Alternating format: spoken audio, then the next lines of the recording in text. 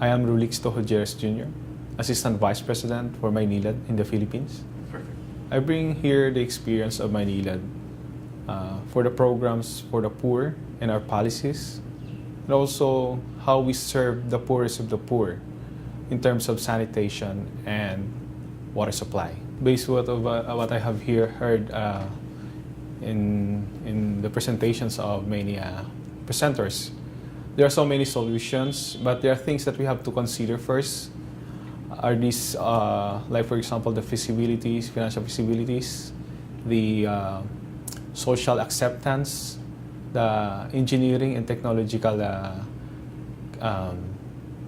capability, or is it implementable to the area? So I couldn't say right now, but of course we have to shortlist first the criteria. We visited the area, and I guess different scenario, different problems, I believe, but the bottom line is how the utility will serve the people and how will the utility give the right for these people to have their own water and have their own sewerage system to be connected individually. But that's the extreme or the big picture that we have to get. It is very important because the bottom line is for us to provide the Peruvian people who lives in the peri-urban a water supply. It also applies to other countries like mine. It all comes with the people, how we provide them with our water and sanitation. That's what I am excited about.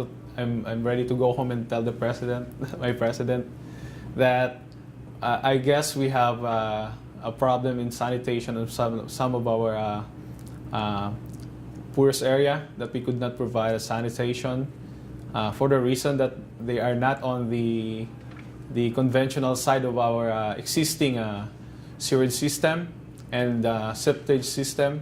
I've heard banyo ecológico and the X-runner and the dry toilet. So I guess that's one of the solutions that we could provide on our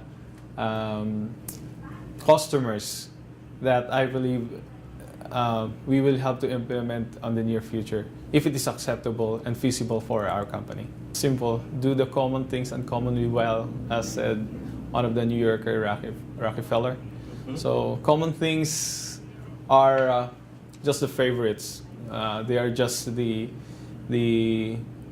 comfort zone of people in the water utilities. But you have to do better than that. You have to level up. So that's why you have to do the common things uncommonly well. So all the problems has many solutions, but it depends on those people who runs the utility how to integrate the technical side, the social side, and of course you have to get the support of the top management and the people and the customers and the government itself. So there is an interdependence on every aspect. So modernization is the way, not only about the technology, it's also about the holistic approach, the holistic strategy that you have to implement in order to serve the sanitation and the water supply of the people. The environment is very important. Like in the Philippines, where typhoons are 25 in a year, and it brings floods, it destroys facilities, homes, and disrupt our economy. So everyone in that interdependence or the holistic approach, the government, the water utility itself, its people, and the customers must also work hand in hand to protect the environment. Like for example, for the sanitation, so each one must be responsible that, and every waste that we throw or bring back to the environment should be properly acceptable to the environment. As for the water, it should be treated back also to the acceptable level if we want to bring it back to our rivers or at the bay. My name is Neil McLeod. I'm the head of water and sanitation, which is a municipal utility in Durban in South Africa. I've seen that Lima and South Africa, Durban, where I live, have very similar problems.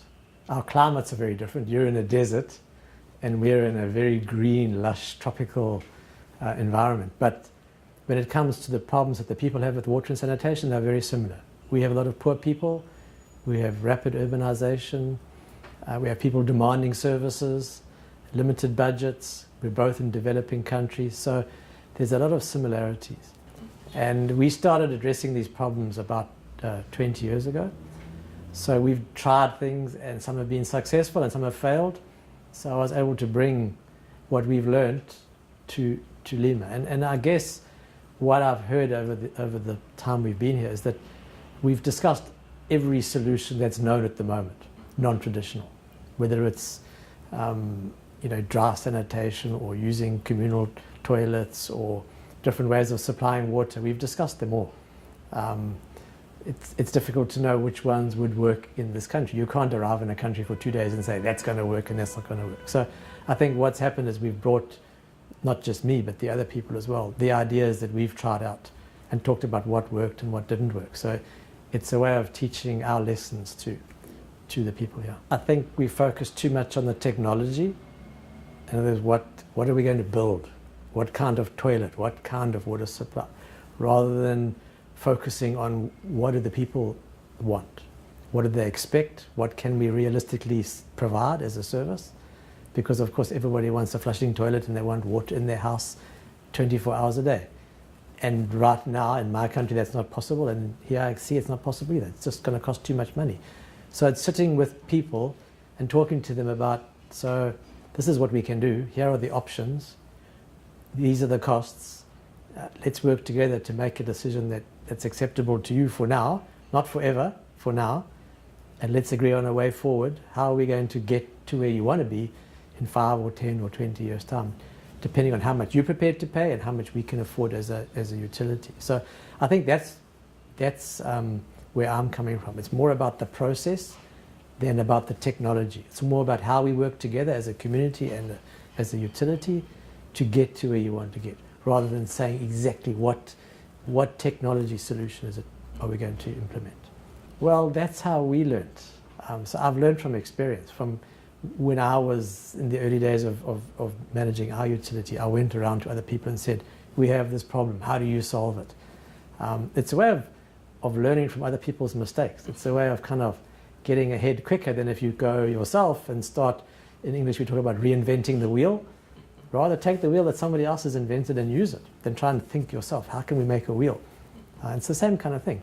What's out there? What's in the world? What can we take and look at and decide, yeah, that'll work, no, that won't work with us. That policy will work, that technology might work. So it's a quick way of making progress, of learning from other people, learning the good things and the bad things, and then making decisions about how to move forward. Personally, I enjoy this kind of interaction because it's kind of like a mental puzzle. It's a challenge. What could apply here? What kind of ideas can I bring here? Also, it's nice to see different parts of the world. I've never been to your country. I didn't realize how much of a desert it really is. As I said, it's totally different to where I live. So, I mean, it's a great place. Lovely food, nice people. So, it's the social side that, in this case, I've enjoyed.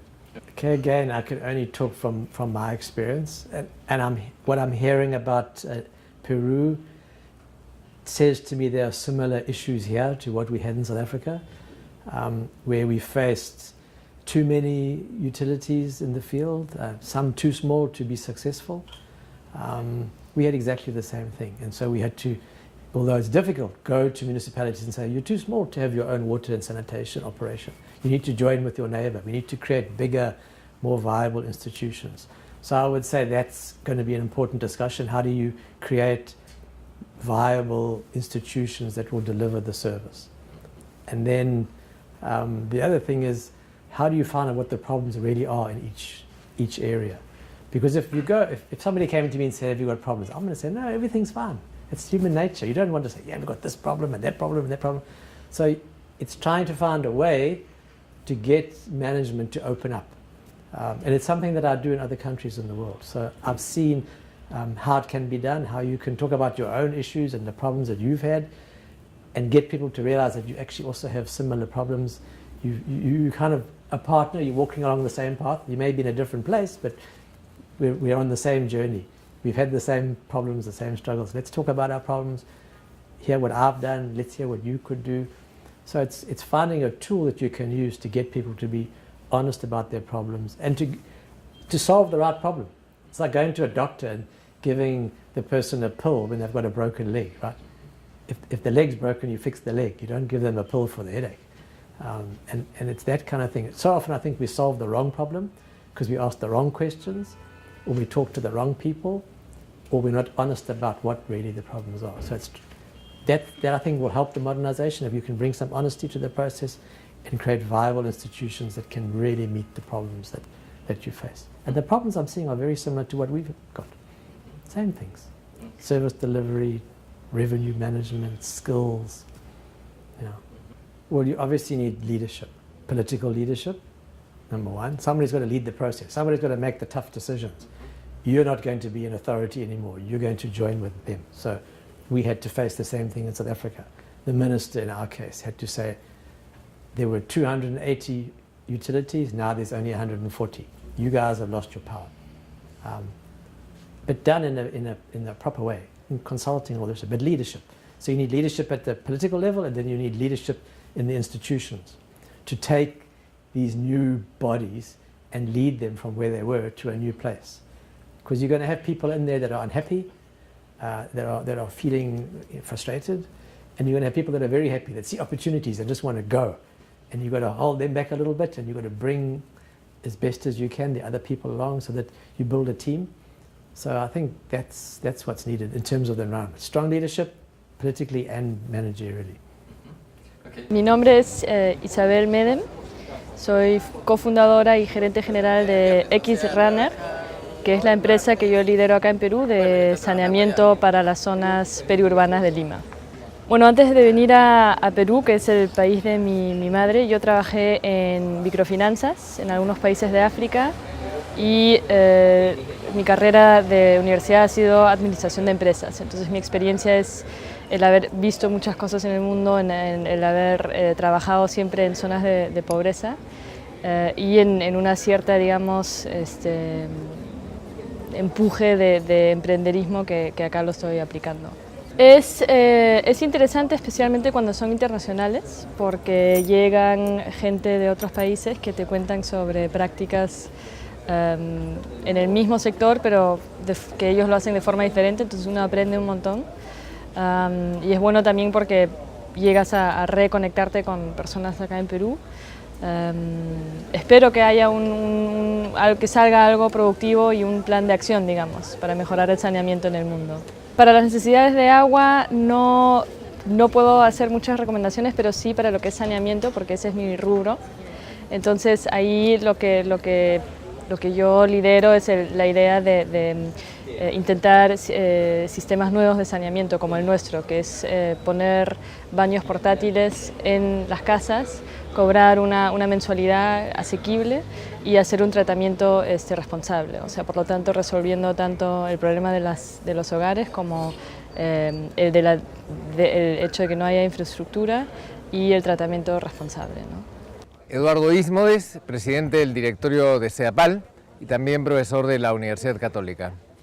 Bueno, para nosotros es claro que es muy complicado llegar con los proyectos. Estamos haciendo el máximo esfuerzo para atender redes de agua y alcantarillado para toda la población de Lima y Callao. Pero la realidad es que esto toma mucho tiempo y mientras nosotros vamos con los proyectos avanzando, la gente ya necesita soluciones. E inclusive en algunos lugares las soluciones de agua y alcantarillado por tubería son tan caras que necesitamos darle otras alternativas. Lo más interesante es que en otros lugares ya las han probado con éxito. Nosotros desde el año pasado hemos estado haciendo eventos con las ONGs, ese es el primero grande que hacemos con el Banco Mundial y lo mejor de todo es que acá se han mostrado experiencias que se han hecho en el Perú y también experiencias muy buenas que se han hecho en el resto del mundo. Así que podemos intercambiar estas experiencias y conseguir que se difunden, se escalen en el Perú. Yo soy Peri Nazaré, soy ingeniero, consultor y soy de Brasil. Yo traigo la experiencia de los sistemas condominiales que tiene una atención muy grande en algunas ciudades de Brasil y permiten que mucha gente sea atendida donde no sería de otra manera. Las soluciones están siendo tratadas en este taller. No hay una solución. Cada caso es un caso. Hay situaciones donde la solución es local, donde las cosas tienen que solucionarse independiente del sistema central. Hay otras partes donde es necesario conectarse a la gente a este sistema central. De cualquier manera, la experiencia que traigo de sistemas condominiales, donde es necesaria la construcción de la red y la atención a cada vivienda, me parece que sea una opción muy viable para situaciones donde las redes se apliquen. Este evento es importante porque es la posibilidad del cambio de experiencia, de que uno tiene para conocer la realidad de otros y las soluciones que se desarrollan en cada parte, ¿no? Sí, he aprendido mucho de las cosas que vi y que asistí en las presentaciones. Son cosas nuevas para mí, ¿no? Entonces, a mí me gustó mucho, creo que va a ser muy bueno para todos los participantes los resultados del evento.